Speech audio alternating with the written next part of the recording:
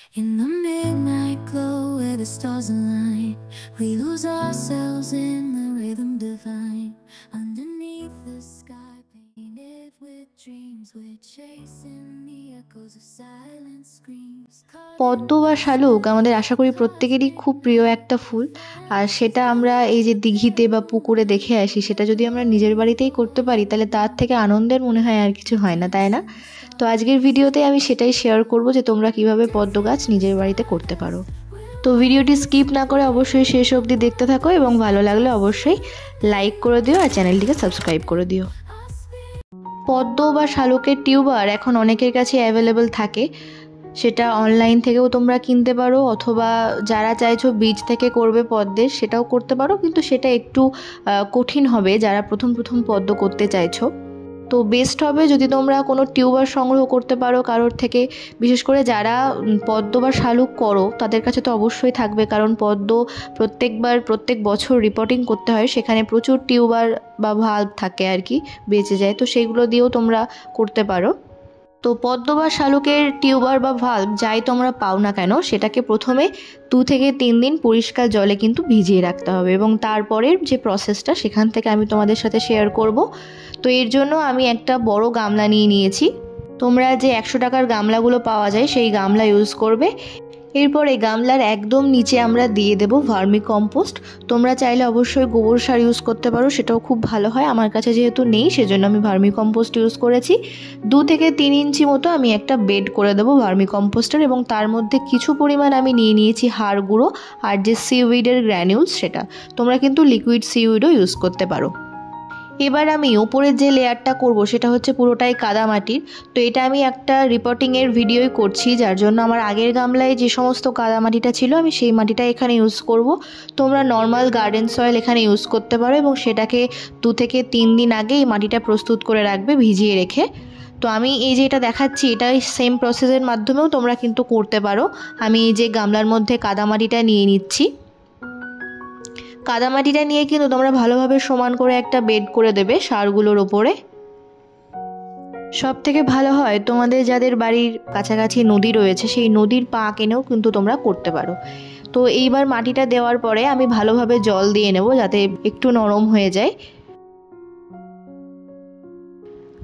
এরপরে আমার যে 2 দিন 3 দিন ধরে ভিজিয়ে রাখার টিউবারগুলো, সেই টিউবারগুলো প্রতিস্থাপন করব। টিউবার প্রতিস্থাপনের করার সময় সবসময় একটা কথা মাথায় রাখবে যে টিউবারগুলোকে কিন্তু গামলার একটা ধার ঘেঁষে বসাতে হবে। এর কারণটা কি? এর কারণ হচ্ছে প্রত্যেক বছর কিন্তু টিউবারগুলো গ্রো হতে থাকে এবং পেঁচিয়ে সেটা গ্রো হয়। আমাদের যেরকম যে কোনো মাটিতে যে সমস্ত গাছগুলো হয় সেগুলোর শিকড় যেরকম একদম নিচের দিকে যায়, পদ্মের ক্ষেত্রে কিন্তু এই গামলার চারিদিকেই গোল হয়ে ঘুরতে থাকে। সুতরাং মাঝখানে যদি তোমরা টিউবারটা লাগাও সেক্ষেত্রে রুট গ্রোথটা কম হতে শুরু করবে এবং ফুলও কিন্তু দেবে না। সেজন্য আমরা সবসময় পদ্মের টিউবার একটা কোণ করে বা একটা পাশ করে লাগাবো। যেমন কি তোমরা এখানে দেখতেই পাচ্ছ আমি 2টো টিউবার কিন্তু 2 পাশে লাগিয়েছি, 2 দিক থেকে রাউন্ডভাবে বাড়বে। তো কাদামাটিতে একটুখানি সামান্য গর্ত করে তোমরা এই টিউবারগুলোকে দিয়ে দেবে, আর যেই জায়গাটা থেকে পাতাগুলো বের হচ্ছে সেই জায়গাটা কিন্তু যেন মাটির ওপরে থাকে সেইটা খেয়াল রাখবে। পুরো টিউবারটাই যদি কাদার মধ্যে বসে যায় তাহলে কিন্তু সেখান থেকে পাতা বেরোতে খুব সমস্যা হবে, সুতরাং এইটা কিন্তু একদম খেয়াল রাখতে হবে। তো এরপরে টিউবারগুলোকে ভালোভাবে আমি বসিয়ে নিয়েছি এবং পুরো গামলাটাকে কিন্তু আমি জল দিয়ে একদম ভর্তি করে দেব। একদম মাথায় জল দেবে, এবং এই যে কাদাগুলো দেখছো এটা কিন্তু কিছুক্ষণ পরে আর থাকবে না, কারণ কাদাগুলো নিচে থিতিয়ে যাবে এবং জলও পরিষ্কার হয়ে যাবে। তো আমি ভালো করে গামলাটাকে জল দিয়ে ভর্তি করে নিচ্ছি। এরপরে এই যে জলটাকে পরিষ্কার রাখার জন্য বা জলের মধ্যে যাতে মশায় ডিম না পারে, কোনো পোকা হয়, সেজন্য আমি এর মধ্যে কিছু অ্যাজোলা দিয়ে নেব। এটা আমার বাড়িতেই অন্য গামলায় আগে থেকে ছিল, সেখান থেকে আমি কিছুটা নিয়েছি এবং কিছুদিনের মধ্যেই কিন্তু এটা পুরো গামলাটা ভর্তি হয়ে যাবে। তো এবার পুরো গামলাটাকে আমি এরকমভাবে ভর্তি করে নিয়েছি, এবং তোমরা দেখতেই পাচ্ছ শালুক পদ্ম মিলিয়ে আমি বেশ কিছু গামলা এখানে একই পদ্ধতিতে রেডি করে নিয়েছি। এবার এগুলোকে আমি খোলা ছাদে রেখে দেবো। আর এই যে 2 মাস পরের কি রেজাল্ট তোমরা দেখতেই পাচ্ছ, প্রত্যেকটা গামলাতে কিন্তু পাতা বেরিয়েই গিয়েছে।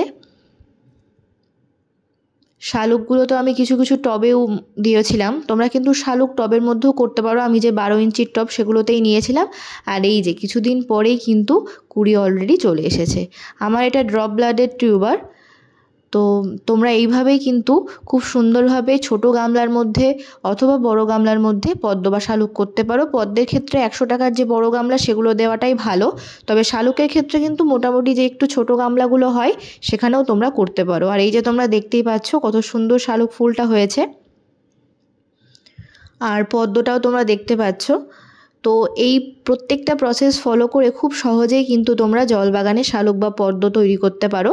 আর এই পদ্ম বা শালুকে তোমরা কীভাবে সার দেবে সেই শর্টস আমি আগেই আপলোড করে রেখেছি, তোমরা চেক করে নিও।